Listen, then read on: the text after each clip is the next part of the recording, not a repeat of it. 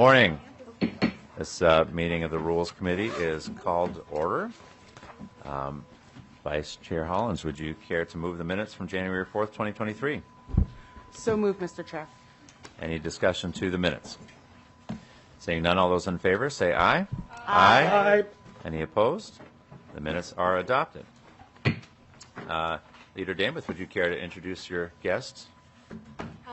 Thank you, Majority Leader Long. This is my granddaughter, Hadley. She's going to spend this committee hearing with us for the first time, and she's working on an art project.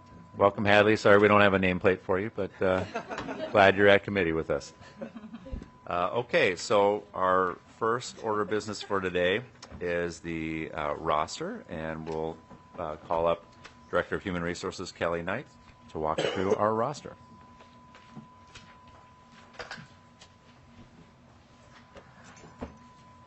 Welcome to the committee, and please state your name and proceed. Mr. Chair and members, my name is Kelly Knight. I'm the Director of HR for the House. Please proceed. Thank you. Mr. Chair and members, you have before you the staff roster, and this is something that the Rules Committee approves at the beginning of every legislative biennium. Are there questions on the roster? Representative Jordan. Yes, I don't have those materials, Mr. Chair. We'll go get you extras. Thank you. False alarm. Okay. We got it? Okay. Any other questions on the roster? All right, seeing none, I move approval of the roster. All those in favor say aye. Aye. Any opposed? All right, the roster is adopted. Ms. Knight, we doing appointments at this point? Yes, Mr. Chair, in your packets, members, you will see a report that is listed as appointments. And this is one of a series of reports, and it represents all of the appointments since the Rules Committee last approved the appointments. Okay, any discussion to the appointments? Okay, seeing none, all those in favor of adopting the appointments, please say aye. Aye. Any opposed? The appointments are adopted. Next, we have the change in status. Ms. Knight. Mr. Chair and members, a similar report, the change in status report also represents all changes in status since the last time the Rules Committee approved this report. Any discussion to the change in status report? Seeing none, all those in favor say aye. Aye. Any opposed? The change in status are adopted. And finally, I think we have the terminations. Mr. Chair and members, the report, termination report is also a similar report and represents all of the terminations that have occurred since the last time this committee approved it. Any discussion to the termination report? Mr. Chair. Ms. Representative O'Neill. Mr. Chair, thank you. So I don't see something that says terminate. I'm wondering, is it the one that's that one? Okay. Yeah, okay, I didn't get it. All right. Thank you. No problem. Thank you for making sure we're keeping track. Any discussions or questions to the termination? Okay. Seeing none, all those in favor say aye. Aye. Any opposed? Terminations are approved. All right. And now we will be turning to two resolutions. And we'll keep you up there, Ms. Knight, for the first one. This is the resolution on remote work policy.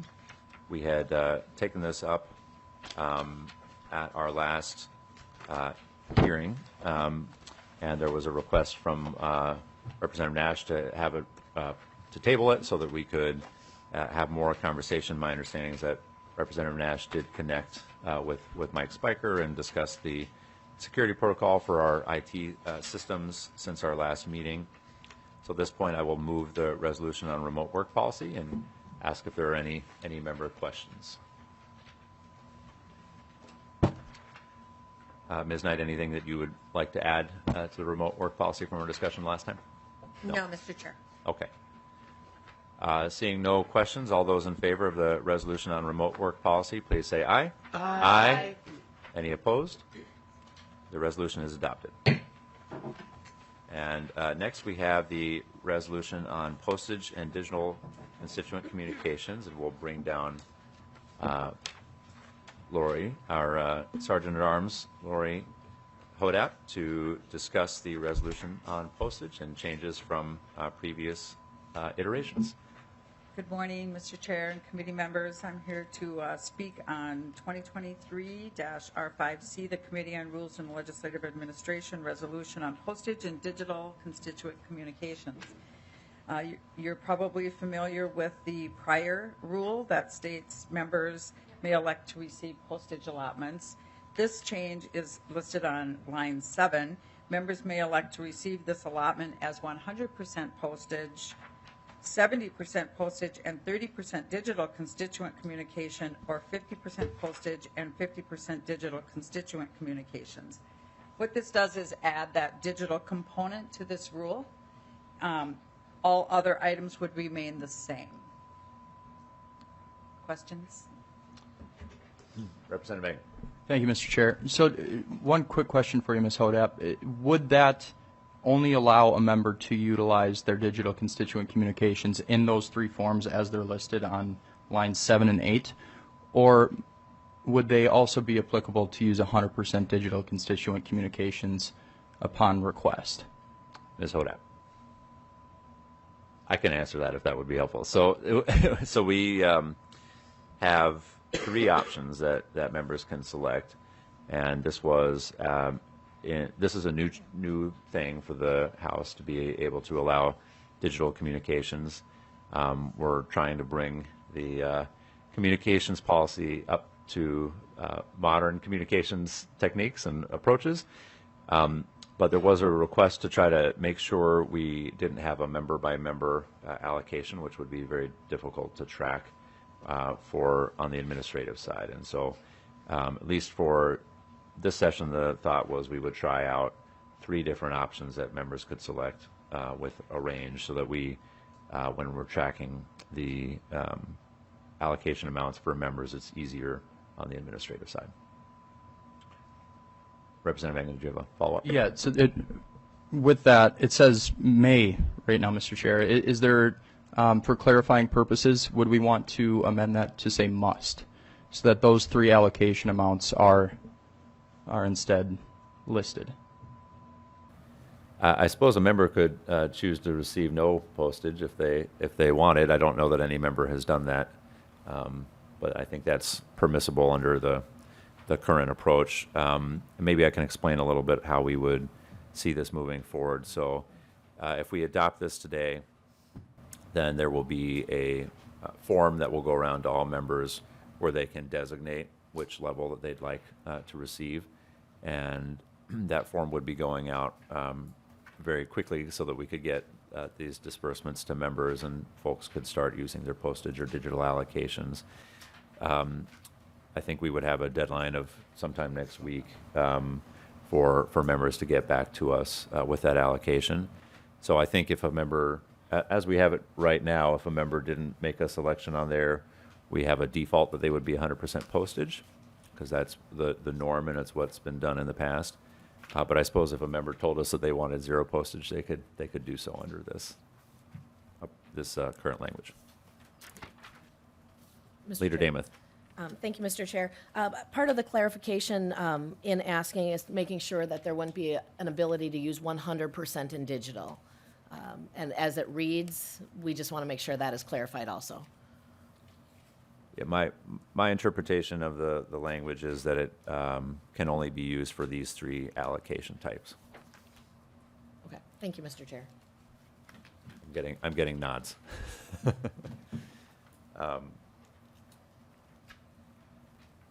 Further questions? Can you, Ms. Hodap, maybe explain the long paragraph on the second page starting at line 3, just how we will be tracking the digital communications allotment and what will be required of members if they choose to use digital communications, what we will be asking of them for each digital communication. Ms. Hodak. Mr. Chair and committee members, Andrew Olson is present, and he is the member of our office who has traditionally tracked the postage. He will be tracking the use of the postage in the same manner, and then there will be a second option that he will do a very similar process of tracking the use of the digital communication. Each time that digital communication is accessed, used by a member, they will be required to submit a form, may I show the form, Chair, called Digital Constituent Communications and Authorization. So this form would be filled out each time that that is used, and then it would be submitted to our office, and we would track that and keep on file for leadership's review what that communication looks like, and that would be a signature by the representative. Does that answer the question, Mr. Chair? It does, and Ms. Hodak, that form won't need to be approved by the Rules Committee, but maybe you could read it to the committee, since I don't think we have a copy in our I packets. certainly could, Mr. Chair, Thank you, committee Ms. Hodder. members.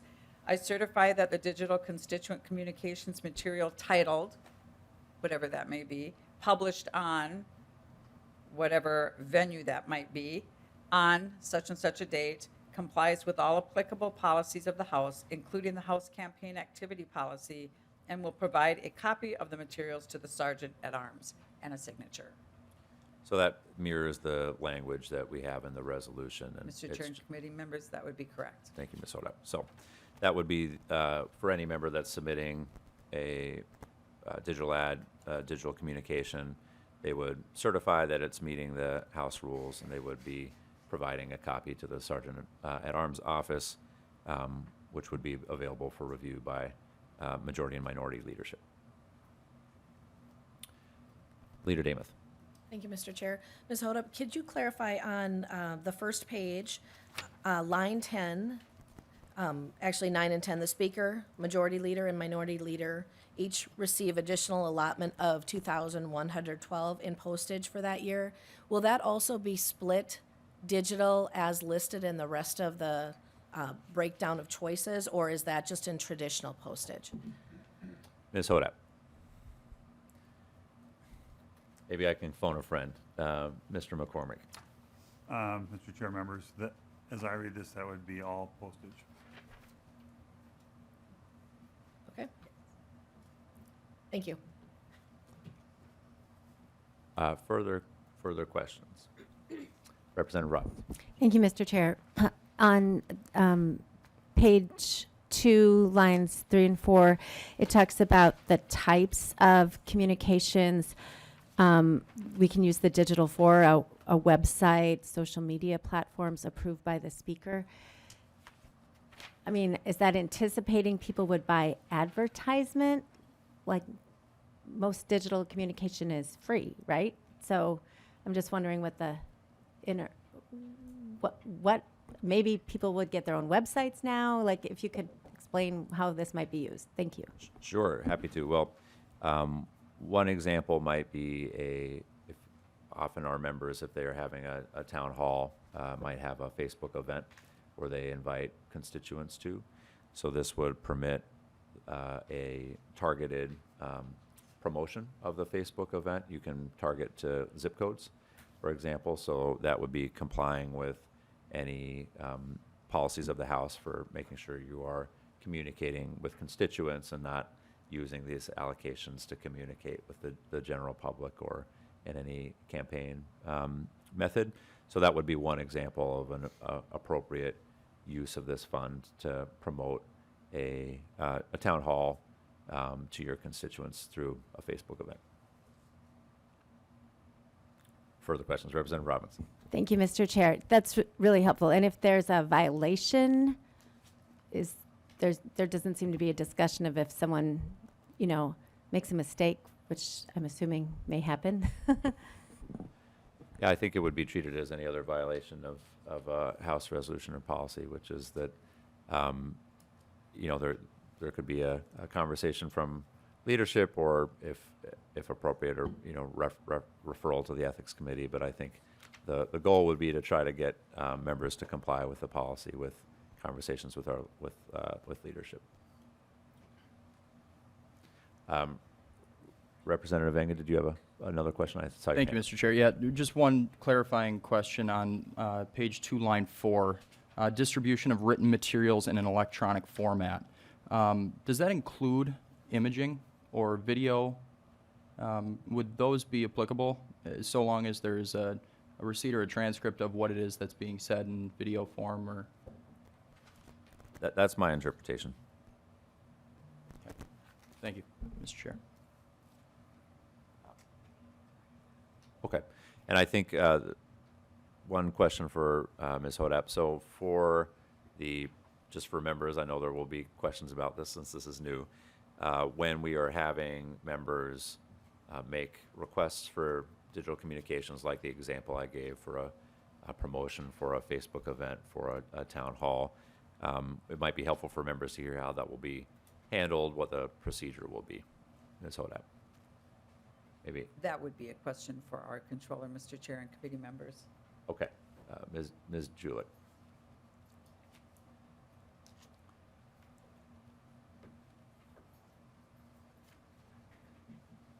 You could remind us who you are and go ahead with the question. Mr. Chair, members, Barb Julick, a House Controller. When a member is interested in placing a digital communication posting or whatever, I don't even know what they're called, but they would work with their media staff. And we've assigned, there will be a media contact in each caucus that you would work with this posting. They will help you place the posting. They will then communicate that it has occurred to Mr. Olson in the Sergeant at Arms office. They will also then, they're given, the payment will be via kind of a house purchasing card payment, and then we'll get a record of that in budget and accounting so that we can make sure all our accounts are okay. They'll get a record of it in Sergeant at Arms office to make sure that everyone's tracking within their allotment. But you as a member would work directly with your media staff. Further questions? Representative Hewitt. So this policy would only pertain to us using our mail accounts, not if we decided to post something personal or pay for it personally, right? So this only applies to the allotment that we have been traditionally received 100% as postage. Now there will be flexibility in terms of how that communication budget is allowed. But yeah, it's free to post most things on social media, and if you are, this won't apply to any, personal or campaign choices. This is just for the allotment of this budget. Representative Hewitt. Mr. Chair, yeah, my question is if I decide to pay for the posting on my not my campaign, but on my political site, my official site, out of my own pocket, does this apply? So you said political and official. You're sorry. talking about your official? Official. Your official account? My state official site, yeah. I don't know that there's any prohibition on using, I think you can pay for your own stamps if you wanted to do a mailing out of your pocket. I think you could also pay for your own digital communications on the official side. You'd, of course, still have to comply with House rules in terms of official side communications and campaign rules as well. Further questions? Okay. Well, before we vote on it, I just wanted to thank the hard work that went into getting this policy together, and thank Ms. Julick and Ms. Hodap and their teams for working on this. Any change takes work and takes figuring out new systems and new methods to do it, but I think this is long overdue that we now are allowing members to use to understand that communications is not just letters and stamps anymore, but we are able to communicate with constituents in other ways. So really appreciate everybody's effort on this. Seeing no further discussion, all those in favor of adopting the resolution on postage, say aye. Aye. Any opposed? No. One opposed. The resolution is adopted. So I have one announcement for today, which is that we have posted and handed out a draft of the permanent rules. We're not going to be doing a hearing on those rules today, but wanted folks to have a chance to review them. We'll likely take those up the week after next in our committee, and we'll post when that hearing will be for members. We'll have a extended conversation on the permanent rules at that point. With that, there's no further business before the committee, and we are adjourned.